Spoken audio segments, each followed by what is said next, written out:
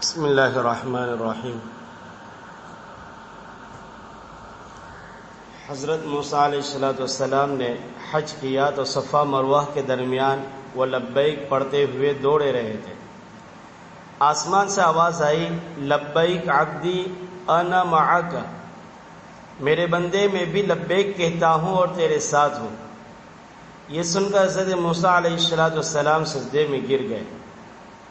حضرت زین العابدین رحمۃ اللہ علیہ کا قصہ فصل اول کی حدیث نمبر 6 میں گزر چکا کہ جب آپ نے احرام باندھا تو لبیک کہنے کے وقت چہرہ زرد ہو گیا، بدن پر کپ کپی آ گئی اور لبیک نہ کہہ سکے۔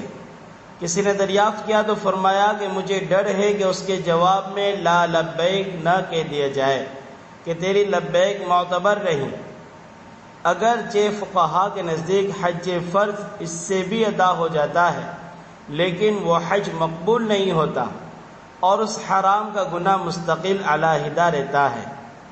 ہم لوگ اس میں بہت تساہل اور غفلت کرتے ہیں، اپنی قوت و زور کے گھمنڈ پر دوسروں کے مال پر ظلم سے قبضہ تو کر لیتے ہیں اور دل میں خوش بھی ہوتے ہیں کہ کس کی مجال ہے جو ہم سے مطالبہ کر سکے یا ہم پر الزام قائم کر دے، لیکن کل کو جب ہر مظلوم قوی ہوگا اس وقت اپنے اس ظلم کی حقیقت واضح ہو جائے گی۔ جب ایک دانک جو تقریباً 2 پیسے کے برابر ہوتا ہے اس کے بدلے میں 700 مقبول نمازیں ادا کرنی پڑے گی، حالانکہ اتنی مقبول نمازیں شاید ہمارے پاس ہو بھی کہ نہیں، لیکن فی 2 پیسہ یہ ادائیگی قیامت میں کرنی پڑے گی۔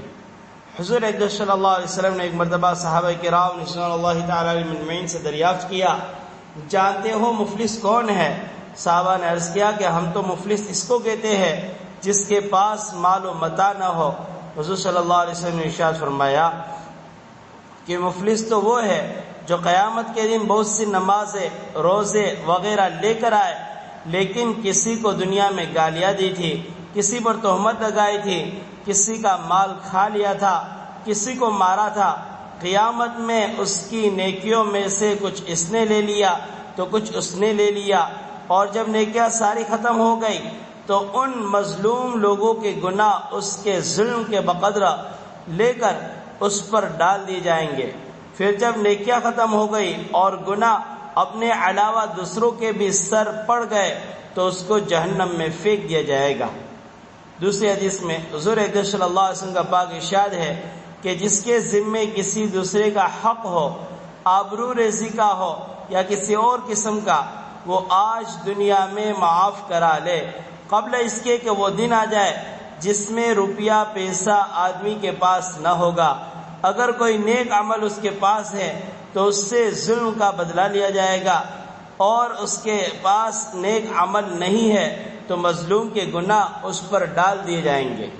ایک حدیث میں حضور اقدس صلی اللہ علیہ وسلم کا ارشاد ہے کہ جو شخص ایک بالشت زمین کسی دوسرے کی ظلم سے چھین لے گا، قیامت کے دن وہ حصہ 7 زمینوں تک طوق بنا کر اس ظالم کی گردن میں ڈال دیا جائے گا۔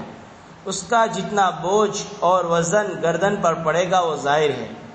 ایک مرتبہ حضور اقدس صلی اللہ علیہ وسلم سورج گرہن کی نماز پڑھا رہے تھے، اس میں حضور اقدس صلی اللہ علیہ وسلم کے سامنے جنت اور دوزخ کے احوال ظاہر ہوئے۔ حضور اقدس صلی اللہ علیہ وسلم نے جہنم میں ایک عورت کو دیکھا جس نے کسی بلی کو دنیا میں باندھ رکھا تھا اور اس کے کھانے کی خبر گیری میں کوتاہی برتی تھی، جس کی وجہ سے اس کو عذاب ہو رہا تھا کہ نہ اس نے اس کے کھانے کی خبر رکھی اور نہ اس کو آزادی چھوڑ دیا کہ وہ اپنے آپ زمین پر گری پڑی چیزوں سے پیٹ بھر لیتی۔ جو لوگ جانوروں کو پالتے ہیں ان پر ان کی خبر گیری کی بڑی سخت ذمہ داری ہے۔ وہ بے زبان اکثر بھوک پیاس میں مبتلا ہو جاتے ہیں اور ان پالنے والوں کو اپنے کاروبار میں خیال بھی نہیں رہتا۔ ایک حدیث پاک کے اندر حضور اقدس صلی اللہ علیہ وسلم کا ارشاد ہے کہ قیامت میں بدترین شخص وہ ہے جو دوسرے کی دنیا کی خاطر اپنی آخرت کو نقصان پہنچائے۔